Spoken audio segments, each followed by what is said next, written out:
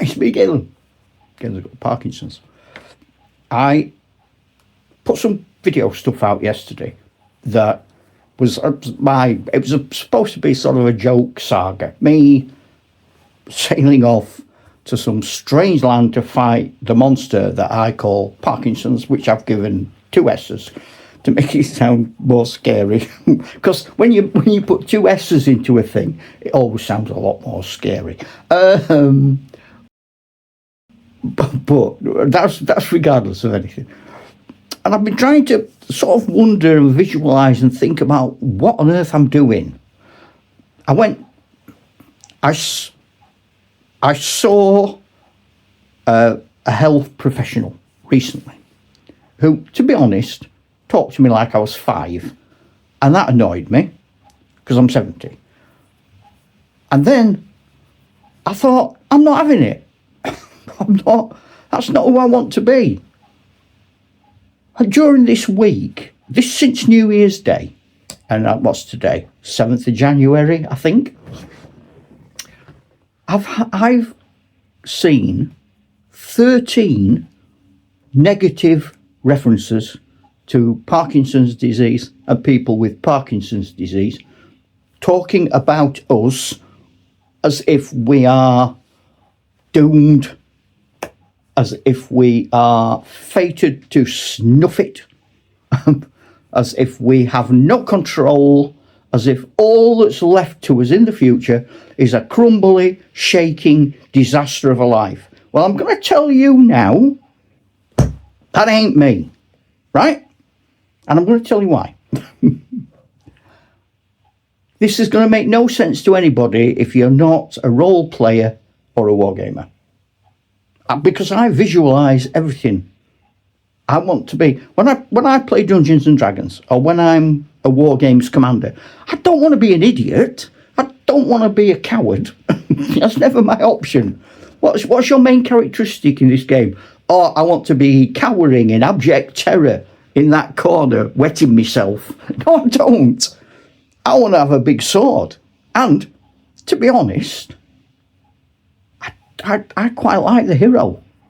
I quite like the underdog. If you read any of the Conan stories, the little books where each chapter is an individual story that Robert E. Howard did originally, I read them at university years ago.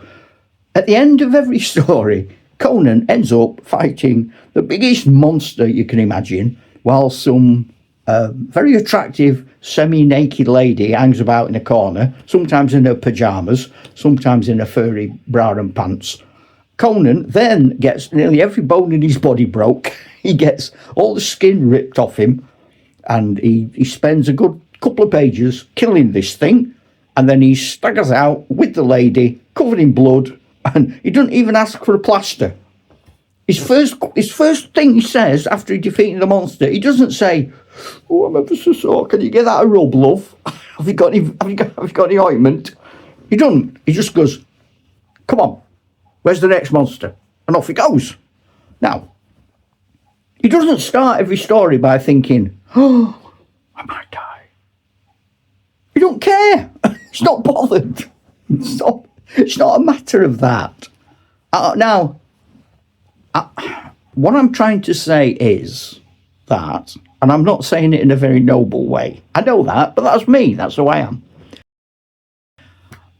I'm not Beowulf. I'm not. I get giddy. I'm not going to tell you. What I'm saying is, I believe that whatever our monster is, as role players and as gamers, we can get a lot of help psychologically, that's a word, by visualising this thing and playing it into our games. If you shove things back here, who knows what they're up to back there. I'd rather they were here. I have no illusions about Parkinson's. I have no illusions either that Parkinson's is going to be the only monster I have to fight. I could get something else. one day I could be thinking, well, here we go. I've got my armour on, I've got my sword. Where's Parkinson's? Oh, heck, what's that with him? Oh, no. It's like a big fire-breathing, whatchamacallit, with him. Oh, no. But look, Lord of the Rings. They think what we'll do is we'll pop this here ring in that burning volcano, and all we've got to worry about is Sauron. And off the total, which is probably a little bit optimistic in fairness. They don't know there's a Balrog going to go. Well, actually, Gandalf probably does know, and he just don't bother telling them because he thinks it's funny. I've been in role plays like that. Say, oh, I knew that was going to happen. Dungeon Master told me. Well, why don't you tell us? Oh, I thought it was funny.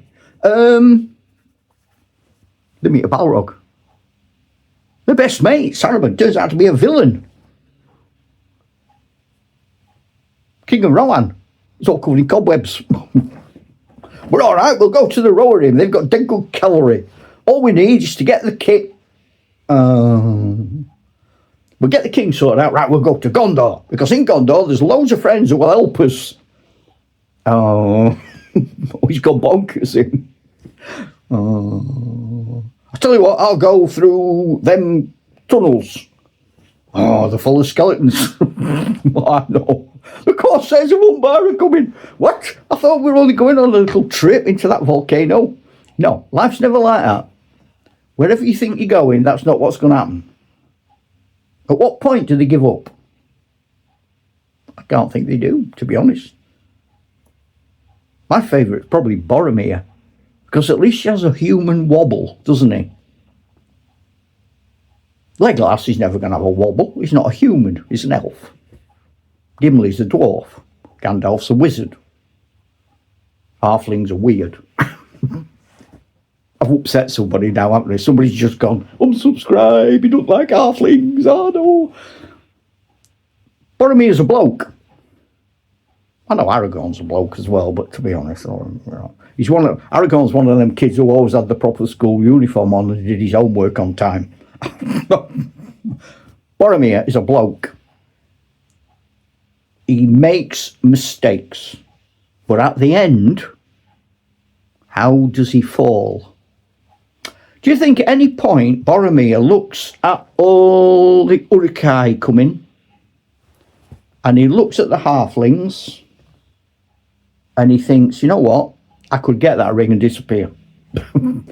Or do you think he ever thinks once, you know what, nuts to him, I'm off, there's a boat there, I'm going to jump in it? No.